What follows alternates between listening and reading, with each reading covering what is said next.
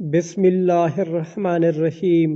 ابو ہریرہ رضی اللہ تعالی عنہ سے روایت ہے کہ نبی کریم صلی اللہ علیہ وآلہ وسلم نے فرمایا، سفر عذاب کا ایک ٹکڑا ہے، آدمی کو کھانے پینے اور سونے ہر ایک چیز سے روک دیتا ہے، اس لیے جب کوئی اپنی ضرورت پوری کر چکے تو فوراً گھر واپس آ جائے۔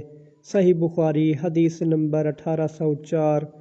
حفصہ رضی اللہ تعالی عنہا بیان کرتی ہیں کہ رسول اللہ صلی اللہ علیہ وآلہ وسلم نے فرمایا کہ 5 جانور ایسے ہیں جنہیں مارنے میں کوئی گناہ نہیں: کوا، چیل، چوہا، بچھو اور کاٹ کھانے والا کتا۔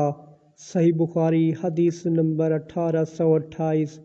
اللہ تعالیٰ سے دعا ہے کہ اللہ تعالیٰ ہمیں ان پیاری احادیث مبارکہ پر اور اپنے پیارے آقا صلی اللہ علیہ وآلہ وسلم کے نقش قدم پر چلنے کی توفیق عطا فرمائے، آمین۔